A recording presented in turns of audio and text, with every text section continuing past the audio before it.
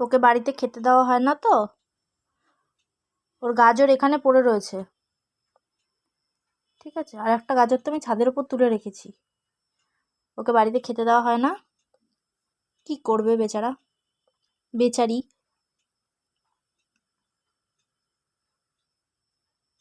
ওর বিছানাটা তুলেই ও খাচ্ছে। আরেকজন তো গা চুলকেই মরলো, গা চুলকেই যাচ্ছে, চুলকেই যাচ্ছে, কটা উকুন যে হয়েছে গায়ে ভগবান জানে। ও আজকে পুরো চাদরটাই খেয়ে নেবে। খাবার পড়ে থাকতেও এইসব করে বেড়াচ্ছে।